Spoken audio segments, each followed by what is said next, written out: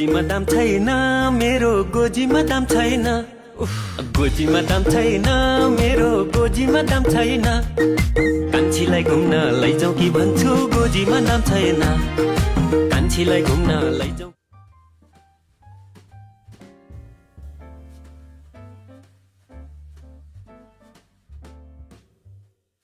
नमस्कार मित्रांनो, पुन्हा एकदा ट्रायो ऑन टूर 6 मध्ये तुम्हा सगळ्यांचं स्वागत आहे। तर या होम स्टे मधून चेकआउट करताना काही आठवणी ज्या मी सोबत घेऊन जाते त्या ह्या व्लॉगच्या सुरुवातीलाच मी ॲड करते आहे। ह्या होम स्टे मध्ये आपण 3 दिवस राहिलो आणि तिन्ही दिवसाचे एक्सपिरियन्स खूपच जास्त छान होते। जर तुम्ही इथे कधीही आलात तर हे होमस्टे तुमच्यासाठी बेस्टच असेल असंच माझं सजेशन आहे तुम्हाला। तर हेच ते जेवण जे मी बनवत होते आणि ही रात्रीची व्हिडिओ आहे जी मी इथे अटॅच केली आहे ह्या व्लॉगमध्ये। आधी आम्ही डिसाईड केलं होतं नेहमीप्रमाणे आपण कोणत्याही ट्रिपवर जाताना एक दिवस आपण आउटडोर कुकिंग करतो तसंच काहीसं करायचं होतं, पण इकडे इतकी जास्त थंडी आहे की बाहेर आपल्याला 10 मिनिटंही उगाच थांबता येणार नाही, म्हणून जेवढे काही स्पॉट्स करायचे ते फिरून डिरेक्टली रूममध्येच बसायला लागायचं। तर चला वेळ न घालवता आजच्या व्लॉगला सुरुवात करूया। 3 दिवस आपण दार्जिलिंगमध्ये स्टे केलं होतं आणि तिन्ही दिवस आपण ट्राय करत होतो की आपल्याला टॉय ट्रेनचे तिकीट्स मिळतील।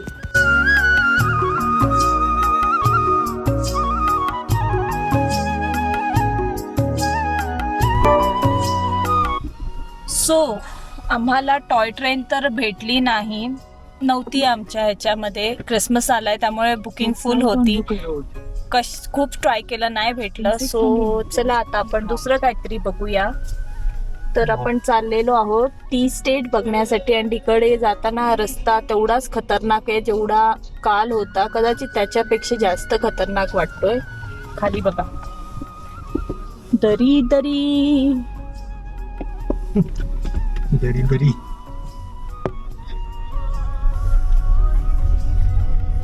बघा, आणि रोड किती छोटा आहे। गॉड, बापरे। तर इथे आता जरा पुढे आल्यावर थोडेसे स्नो माउंटन दिसायला स्टार्ट झाले होते, तर तेच दाखवायचा प्रयत्न करते। मल्टिपल शॉट्स घेतल्यानंतर थोडे थोडे कॅप्चर करता आलेले आहेत, कारण मध्ये काही घरं दिसत होती तर कधी कधी झाडं येत होती।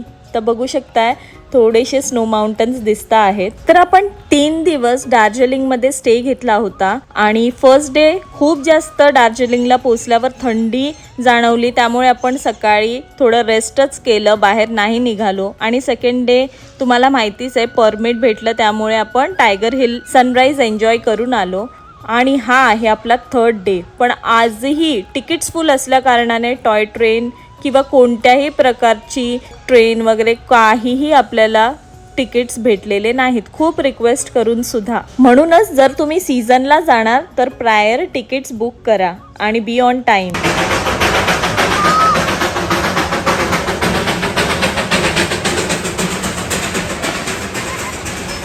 आमच्या डोळ्यासमोरून आम्हाला ज्या ट्रेनमध्ये बसायचं होतं ती सुद्धा जाताना दिसली आणि मनूला ती बघूनच इतकी मजा आली, बसल्यावर किती आली असती। तर हे आम्ही दार्जिलिंगमध्ये मिस केलं। नेक्स्ट टाइम नक्की आम्ही ह्या टॉय ट्रेनसाठीच जाणार आहोत। आपल्या जवळच टी स्टेट होता, तर जाता जाता आपण तो टायमिंग टी स्टेट बघून जावं असं वाटलं, त्यामुळे आपण इथे आलो। तर दार्जिलिंगमधलं हे आपलं शेवटचं लोकेशन असणार आहे। तुम्हाला दार्जिलिंगमधलं कोणतं लोकेशन आमच्या व्लॉगमध्ये सगळ्यात जास्त आवडलं ते आम्हाला प्लीज कमेंट करून सांगा।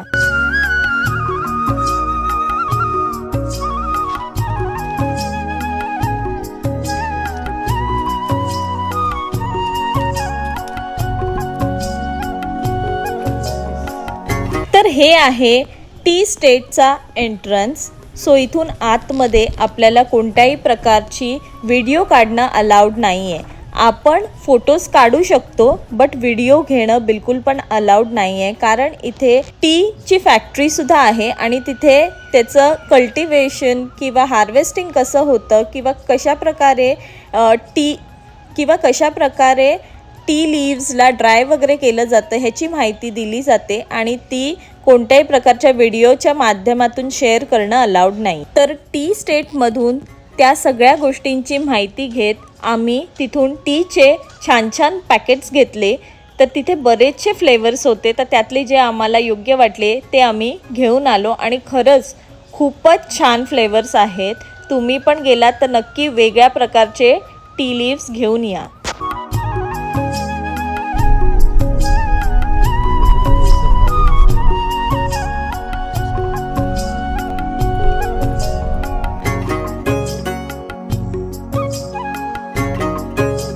तर आता आपण दार्जिलिंगमधून निघत आहोत आणि पुढच्या लोकेशनसाठी आपली ट्रॅव्हलिंग स्टार्ट झालेली आहे. आम्हाला तर दार्जिलिंग खूप आवडलं.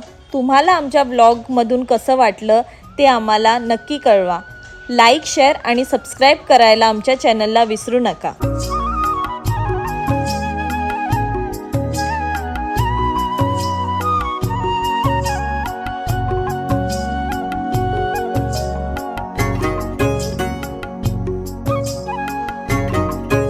आपल्या ह्या सिक्कीम सिरीजची एक खासियत आहे, जेवढा आपण प्रवास तेवढी आपल्या ब्लॉगिंगची पण ब्युटी आणि नेचरची पण ब्युटी वाढणारच आहे. हां, सगळ्यांना मेरी क्रिसमस आणि तुलसी पूजनाच्या खूप खूप शुभेच्छा.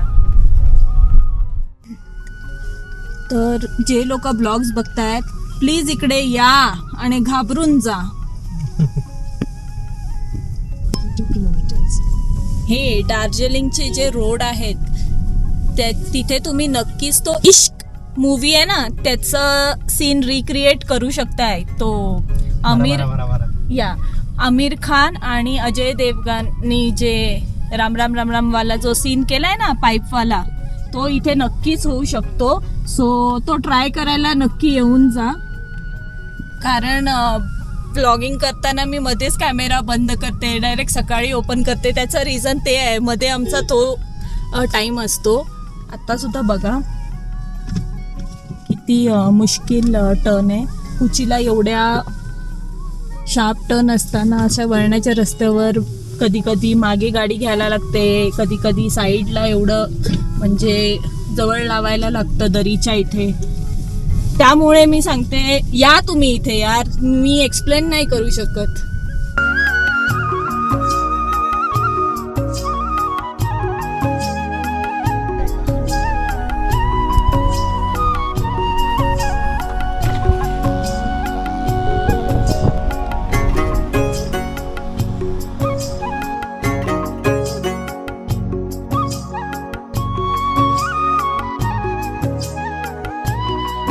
तर जितकं दार्जिलिंगमध्ये किंवा नॉर्थ साईडला ड्राईव्ह करणं मुश्किल आहे, पण इकडची जी नेचरची ब्युटी आहे ना, ती ब्युटी तुम्हाला दुसऱ्या कुठे भेटू शकत नाही असं मला वाटतं. कारण आपण एवढे रोड ट्रिप्स गेलो, खूप छान छान सिनिक व्ह्यूज बघितले, पण इथले जे सिनिक प्लेसेस आहेत त्याला कोणत्याही प्रकारचे मॅच नाही आहेत असंच म्हणेन. तर आता आपण टुकवर ह्या प्लेसवर पोचलेलो आहोत. इथून पण खूपच छान व्ह्यू आहे, कारण खाली पूर्ण व्हॅली दिसते आणि समोर जिथे मी झूम केलं तिथे सगळे स्नो माउंटन्स दिसतात. आणि परत हे जे रोड्स आहेत ते कम्प्लिटली स्लोपी आणि त्यात खूप वळणं आहेत, त्यामुळे मला परत त्रास व्हायला स्टार्ट झाला. त्यामुळे मी मध्ये मध्ये शॉर्ट्स ॲड केले आणि कम्प्लिटली व्लॉगिंग करता आली नाही आहे मला. तर टुकवर ही अशी प्लेस आहे जी 2 लोकेशन्सला जोडते. कनेक्ट करणारं जे गाव आहे ते टुकवर आहे आणि बघू शकता इथे आपण ग्रीनरीमध्ये होतो.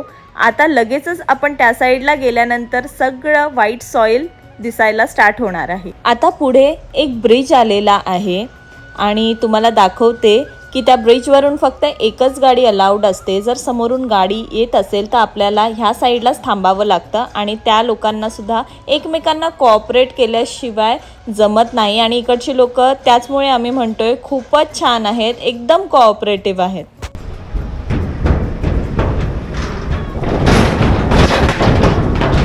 तर आता तुम्ही ब्रिजवरून जाताना आवाज ऐकलाच असेल.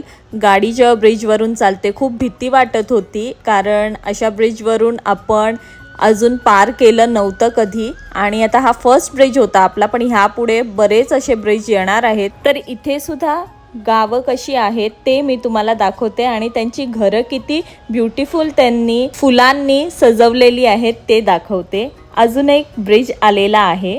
पोचलेलो आहोत ना. Only one vehicle loud.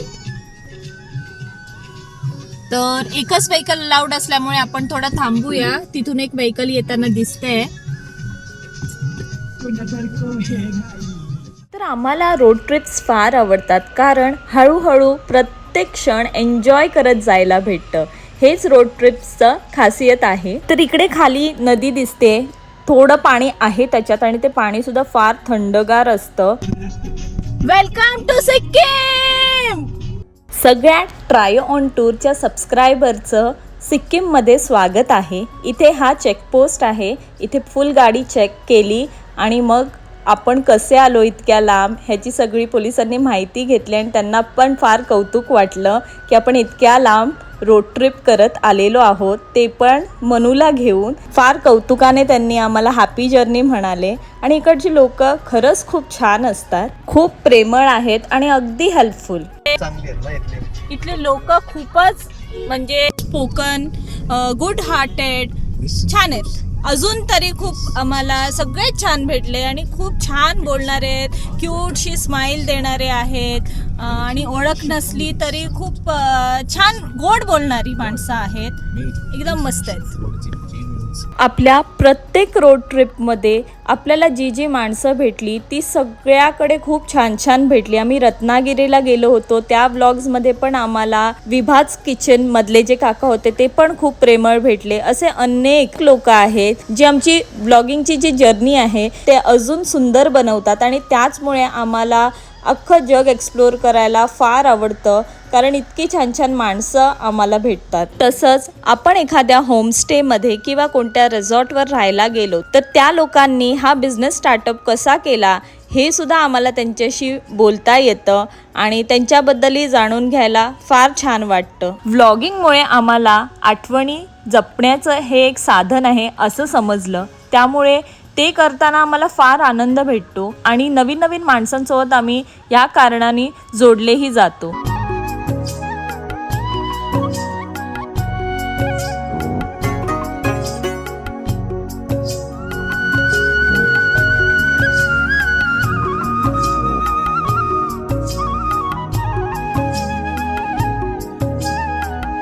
तर ह्यापुढे सगळे रोड्स एवढेच लहान आणि ह्याच कंडिशन्सचे असणार आहेत. जेव्हा समोरून एखादी मोठी गाडी किंवा कोणतीही गाडी पास होते तेव्हा दोघांनाही ॲडजस्ट करावं लागतं. जर दोन्ही गाड्या पास होत असतील तर फारच काळजी घेत गाड्या पास कराव्या लागतात किंवा मग एकाला थांबावं लागतं. फ्रेंड्स, आता आपण एक शॉर्ट ब्रेक घेतलेला आहे कारण शॉपिंग काय आपली थांबत नाही आहे. आता गेली आहे शॉपिंग करायला, बघू आता काय आवडते. आपण मॉल रोडवर ऑलरेडी खूप शॉपिंग केलेली आहे, बट कसं आहे काय इथले काय काय गोष्टी आहेत त्या युनिक असतात. तर आता आपल्याला इथे परत एक छोटंसं गाव लागलेलं आहे. ह्यांची घरं बघा ना किती कलरफुल आणि ब्युटिफुल ते लोक प्रेझेंट करतात. इकडचे रोड्स फार लहान आहेत पण त्याच्याजवळ ज्या पण वस्ती आहेत त्यांची घरं फार छान वाटतात बघत जायला. सांगण्याचा उद्देश हा आहे कितीही लँडस्लाईड वगैरे झाल्या त्यांना परत त्यांची घरं उभारायला लागली तरी सुद्धा ते प्रत्येक वेळी इतकंच सुंदर घर तयार करतात. तर आत्ताचा हा रोड सुद्धा बघा, आपण माउंटनच्या वसलेल्या रोडवरून जात आहोत. पुढेही असेच खूप खूप खतरनाक रोड तुम्हाला बघायला भेटणार आहेत आणि हेच रिझन आहे इतके सारे चेकपोस्टवर आपली सगळी माहिती घेतली जाते आणि गाडीचे प्रॉपर नंबर नोट डाऊन केले जातात. जर आपल्याला कोणतीही मदत लागली तर ते अगदी त्वरित तिकडे हजर सुद्धा होतात कारण इकडे कोणत्याही क्षणी लँडस्लाईड होऊ शकते आणि कोणत्याही प्रकारचे माउंटनवरून दगड वगैरे पडतात. त्यामुळे इकडे कंटिन्यू काम चालूच असतं आणि प्रत्येक ठिकाणी माणसं हजरच असतात. तर मित्रांनो, आता वेळ आलेली आहे हा ब्लॉग इथेच संपवायची. उद्या पुन्हा नवीन ब्लॉग घेऊन मी परत येते. तोपर्यंत तुम्ही सिक्कीम सिरीज व्यवस्थित एन्जॉय करा आणि कमेंट करून आम्हाला कळवा. Bye, take care. भेटूया पुढच्या ब्लॉगमध्ये आणि त्यानंतर अजून काय काय गंमत घडते आहे ते सुद्धा या ब्लॉगिंग थ्रू मी तुमच्यासोबत शेअर करणार आहे. ते पाहायला सुद्धा विसरू नका. फॅमजॅम टेल्सला सुद्धा इंस्टाग्रामवर फॉलो करा, कारण तिथेही आपल्या भन्नाट रोज रील्स येतच असतात.